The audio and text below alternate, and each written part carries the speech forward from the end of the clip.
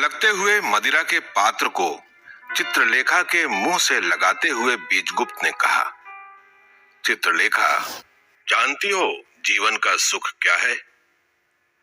चित्रलेखा की अधखुली आंखों में मतवालापन था और उसके अरुण कपोलों में उल्लास था। यौवन की उमंग में सौंदर्य किलोले कर रहा था। आलिंगन के पाश में वासना हंस रही थी। चित्रलेखा ने मदिरा का एक घूंट पिया। उसके बाद वो मुस्कुराई। एक क्षण के लिए उसके अधरों ने बीजगुप्त के अधरों से मौन भाषा में कुछ बात कही। फिर धीरे से उसने उत्तर दिया, मस्ती। उस समय प्रायः आधी रात बीत चुकी थी। बीजगुप्त का भवन सहस्त्रों दीप शिखाओं से आलोकित हो रहा था। द्वार पर शहनाई में विहाग बज रहा था। केली भवन में नगर की सर्व सुंदरी नर्तकी के साथ सामंत बीजगुप्त यौवन की उमंग में निमग्न था और बाहर गहरे अंधकार में सारा विश्व। बीजगुप्त हंस पड़ा। सोच रहा हूं चित्रलेखा, यौवन का अंत क्या होगा? चित्रलेखा भी हंस पड़ी, पर हंसी क्षणिक थी। अचानक वो मीठी और उल्लास से भरी हंसी वेदना मिश्रित गंभीरता में परिणत हो गई। उसने भी शायद कभी इसी प्रश्न का उत्तर पाने की चेष्टा की थी, पर प्रश्न इतना भयानक था कि वो उस पर अधिक देर तक सोच न सकी थी। उसका सिर घूमने लगा था और उसके बाद मदिरा के पात्र में उस समय के लिए उसने उस दुखद विचार को डुबो दिया था। आज एकाएक फिर उसी प्रश्न को सुनकर वो चौंक उठी। जीवित मृत्यु, जीवित मृत्यु? नहीं, ये असंभव है। यौवन का अंत है एक अज्ञात अंधकार, और उस अज्ञात अंधकार के गर्त में क्या छिपा है वो न तो मैं जानता हूं और न उसके जानने की इच्छा ही है। भूत और भविष्य ये दोनों ही कल्पना की चीजें हैं जिनसे हमको कोई प्रयोजन नहीं। वर्तमान हमारे सामने है और वो। बीजगुप्त रुक गया। शायद वो आगे के शब्दों को ढूंढने लगा था। और वो उल्लास विलास है, संसार का सारा सुख है, यौवन का सार है। चित्रलेखा ने हंसते हुए वाक्य पूरा कर दिया। बीजगुप्त ने चित्रलेखा को आलिंगन पाश में लेकर कहा, तुम मेरी मादकता हो। चित्रलेखा ने उत्तर दिया, और तुम मेरे उन्माद हो। चित्रलेखा वेश्या न थी, वो केवल नर्तकी थी। पाटलिपुत्र की असाधारण सुंदर नर्तकी का वेश्यावृत्ति स्वीकार न करना, ये बात स्वयं ही असाधारण थी, पर उसके कारण थे और उन कारणों का उसके गत जीवन से गहरा संबंध था। चित्रलेखा ब्राह्मण विधवा थी। वो विधवा उस समय हुई थी जिस समय उसकी अवस्था 18 वर्ष की थी। विधवा हो जाने के बाद संयम उसका नियम हो गया था, पर बात वैसी ही अधिक दिनों तक न रह सकी। एक दिन उसके जीवन में कृष्णादित्य ने प्रवेश किया। कृष्णादित्य क्षत्रिय और शूद्रा का वर्णशंकर पुत्र था। कृष्णादित्य एक सुंदर नवयुवक था और उसकी सुंदरता में एक विशेष प्रकार का आकर्षण था। कृष्णादित्य ने विधवा चित्रलेखा की तपस्या भंग कर दी थी। सुंदरी चित्रलेखा का दबा हुआ यौवन विकसित हो गया। विराग का तेज उल्लास की चमक से दब गया। चित्रलेखा के जीवन का स्रोत बदल गया। कृष्णादित्य ने चित्रलेखा से शपथ ली, जब तक हम दोनों जीवित रहेंगे हम दोनों साथ रहेंगे। कोई भी हम दोनों को अलग नहीं कर सकेगा। चित्रलेखा ने कृष्णादित्य की शपथ पर विश्वास कर लिया था। उसके बाद जो होना चाहिए था वही हुआ। चित्रलेखा गर्भवती हो गई। गुप्त प्रेम संसार पर प्रकट हो गया। कृष्णादित्य के पिता ने कृष्णादित्य को निकाल दिया और चित्रलेखा के पिता ने चित्रलेखा को। संपन्न पिता का पुत्र कृष्णादित्य गर्भवती सुंदरी चित्रलेखा को लेकर भिखारी की भांति जनरव में निकल पड़ा। त्याज्य नवयुवक को समाज की भर्त्सना और अपमान असह्य हो गए।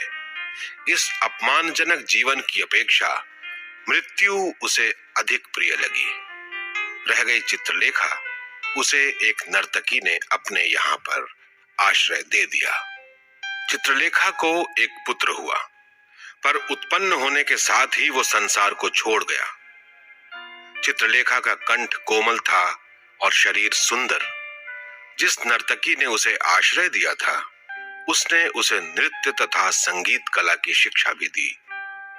इसके बाद चित्रलेखा भी नर्तकी हो गई। रहा भोग विलास, तो चित्रलेखा ने एक बार फिर वैधव्य के संयम को पालने का प्रयत्न किया। कृष्णादित्य और कृष्णादित्य का पुत्र दोनों ही चित्रलेखा के जीवन में आकर निकल गए, पर दोनों ही अपनी अपनी स्मृति उसके हृदय पटल पर छोड़ गए।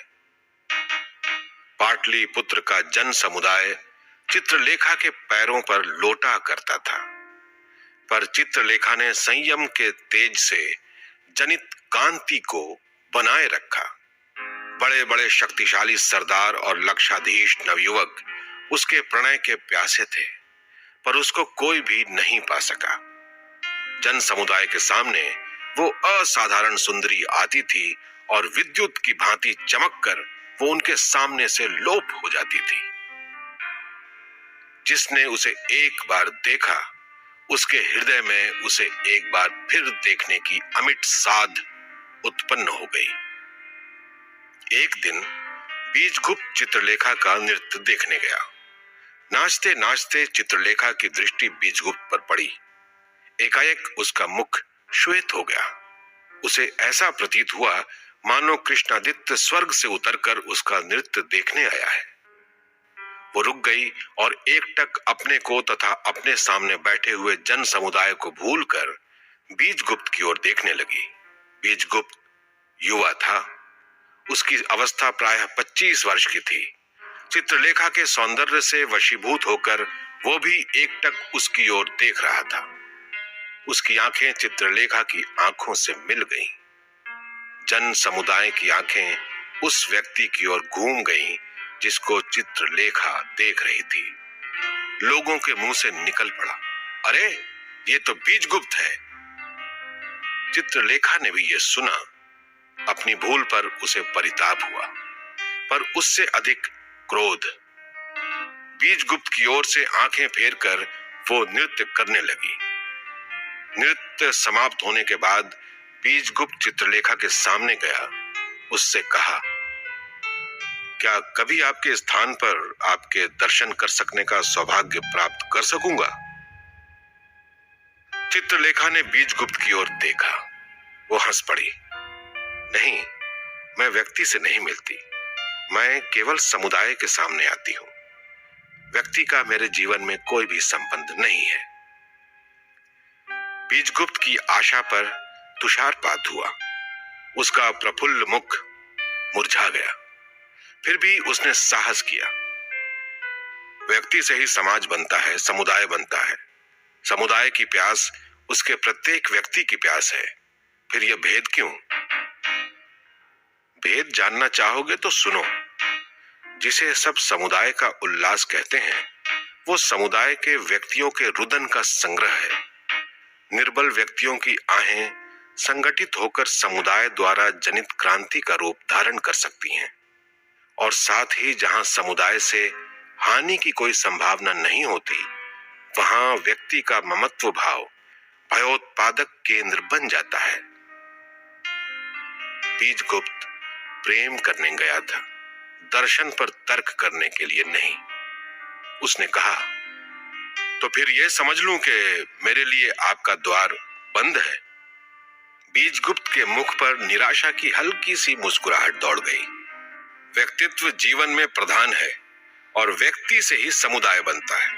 जब व्यक्ति वर्जित है तो उस व्यक्ति को समुदाय का भाग बनाना अपना ही अपमान है। इतना कहकर तीर की भांति वो वहां से चला गया। बीजगुप्त चला गया, पर चित्रलेखा के हृदय में वो एक प्रकार की हलचल पैदा कर गया। दिन पर दिन बीतते गए, पर चित्रलेखा ने बीजगुप्त को फिर न देखा।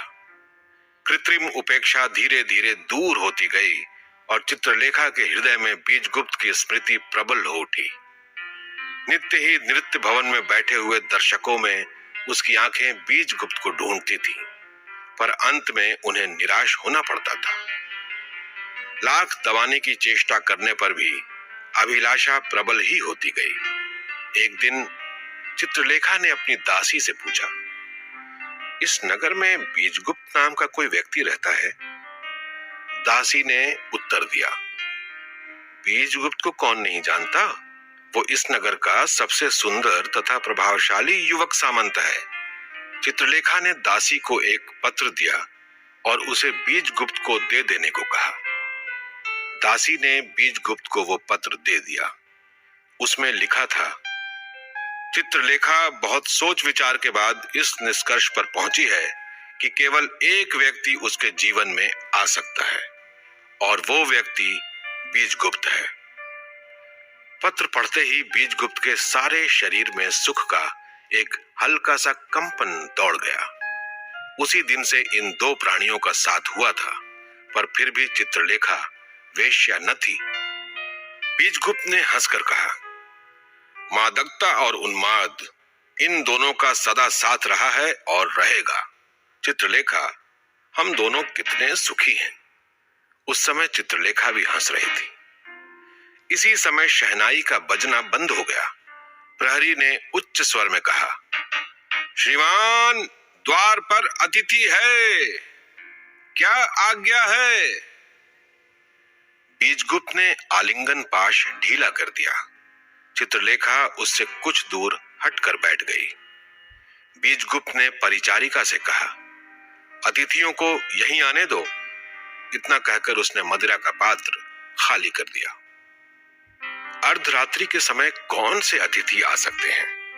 बीजगुप्त इस विषय पर सोच रहा था। उसी समय श्वेतांक के साथ रत्नांबर ने बीजगुप्त के केली गृह में प्रवेश किया। रत्नांबर को देखकर बीजगुप्त ने उठकर अभिवादन किया और चित्रलेखा ने अपना मस्तक नीचा कर लिया। केली गृह को एक बार अच्छी तरह से देखने के बाद रत्नांबर की आंखें चित्रलेखा पर रुक गईं। थोड़ी देर तक रुककर रत्नांबर ने कहा, नगर की सर्वसुंदरी और पवित्र नर्तकी अर्धरात्रि के समय बीजगुप्त के केलीगृह में, आश्चर्य होता है। इतना कहकर रत्नांबर आसन पर बैठ गए। श्वेतांक खड़ा ही रहा। बीजगुप्त ने रत्नांबर से पूछा, महाप्रभु ने किस कारण दास पर कृपा करने का इस समय कष्ट उठाया? रत्नांबर हंस पड़े। बीजगुप्त, तुमसे सब बातें स्पष्ट रूप से कहूंगा। आज मेरे इस शिष्य ने मुझसे प्रश्न किया है कि पाप क्या है। मैं इसका उत्तर देने में असमर्थ हूं। तुम मेरी सहायता कर सकते हो। तुम मेरे शिष्य रहे हो। मैंने कभी तुमसे कोई गुरु दक्षिणा नहीं ली। पाप का पता लगाने के लिए ब्रह्मचारी की कुटी उपयुक्त स्थान नहीं है। संसार के भोग विलास में ही पाप का पता चल सकेगा। तुम्हारा भवन और तुम्हारा समाज, इन चीजों से श्वेतांग को भिज्ञ कराना आवश्यक है। इसीलिए मैं इसको तुम्हारे सामने सेवक रूप में उपस्थित कर रहा हूं। मैं चाहता हूं कि तुम इसे सेवक रूप में स्वीकार करो, पर एक बात और याद रखना, ये तुम्हारा गुरु भाई भी हो सकता है। महाप्रभु की आज्ञा शिरोधार्य है। बीजगुप्त ने अपना मस्तक नमा दिया। अच्छा, मैं जाता हूं। मेरा एक काम पूरा हो गया। और श्वेतांक, ये याद रखना कि बीजगुप्त तुम्हारे प्रभु हैं और तुम इनके सेवक हो। इस वैभव को भोगो और फिर पाप का पता लगाने का प्रयत्न करो। अच्छा और बुरा ये तुम्हारे सामने आएगा, पर इस कसौटी पर ध्यान रखना कि अच्छी वस्तु वही है जो तुम्हारे वास्ते अच्छी होने के साथ ही दूसरों के वास्ते भी अच्छी हो। और बीजगुप्त, तुमसे केवल यही कहना है कि श्वेतांक के दोषों को क्षमा करना। ये अभी अबोध है। संसार में ये अभी पर्दापण ही कर रहा है। इतना कहकर रत्नांबर केली भवन से चले गए। रत्नांबर के जाने के बाद बीजगुप्त ने श्वेतांक को बड़े गौर से देखा। तुम्हारा नाम श्वेतांक है और तुम आज से मेरे सेवक हुए। इतना कहने के बाद बीजगुप्त के मुख पर हल्की सी मुस्कुराहट दौड़ गई। चित्रलेखा की ओर संकेत करके बीजगुप्त ने कहा, जानते हो श्वेतांक, ये कौन है? श्वेतांक की आंखें रात्रि के समय प्रकाश से जगमगाते हुए सुसज्जित केली भवन में चित्रलेखा के मादक सौंदर्य को देखकर चकाचौंध हो गईं। उसने कहा, नहीं। अच्छा तो सुनो, इसका नाम चित्रलेखा है और ये पाटलिपुत्र की सर्व सुंदरी नर्तकी होते हुए भी मेरी पत्नी के बराबर है, इसीलिए ये तुम्हारी स्वामिनी भी हुई। इतना कहकर बीजगुप्त हंस पड़ा। तुम आश्चर्य में आ गए होगे, पर आश्चर्य की कोई बात नहीं। यहां रहकर तुम परिस्थितियों को अपना सकोगे। अच्छा, ये मदिरा का पात्र अपनी स्वामिनी को दो। इतना कहकर बीजगुप्त ने सुगंधित मदिरा से भरा हुआ स्वर्ण पात्र श्वेतांक के हाथ में दे दिया। श्वेतांक ने मदिरा का पात्र चित्रलेखा की ओर बढ़ा दिया। मदिरा का पात्र लेते हुए श्वेतांक का हाथ चित्रलेखा के हाथ से स्पर्श कर गया। इस स्पर्श से श्वेतांक का सारा गात कांप सा गया। चित्रलेखा ने श्वेतांक की ओर देखा। नवयुवक, तुम्हें इस अनोखे संसार में प्रथम बार आने के उपलक्ष्य में बधाई है। इतना कहकर उसने मदिरा का पात्र खाली कर दिया। उसी समय प्रहरी ने उच्च स्वर में कहा, शयन का समय हो गया। बीजगुप्त ने चित्रलेखा से पूछा, यहां रहोगी या अपने भवन को जाओगी? चित्रलेखा उठ खड़ी हुई। द्वार की ओर बढ़ते हुए उसने कहा, अपने भवन को ही इस समय जाना उचित होगा, पर शायद अकेली न जा सकूंगी। उस समय उसके पैर लड़खड़ा रहे थे। परिचारिका ने केली गृह में प्रवेश किया। बीजगुप्त भी उठ खड़ा हुआ। हाँ, इस समय अकेले जाना वास्तव में असंभव होगा। कुछ देर तक सोचकर बीजगुप्त ने श्वेतांक से कहा, द्वार पर रथ खड़ा है, उसमें बिठाकर तुम अपनी स्वामिनी को उनके भवन तक पहुंचा दो। उस समय तक तुम्हारे शयन गृह का प्रबंध हो जाएगा। श्वेतांक चित्रलेखा के साथ चला गया। बीजगुप्त ने परिचारिका को श्वेतांक के शयन गृह का प्रबंध कर देने की आज्ञा देकर निद्रा देवी की शरण ली।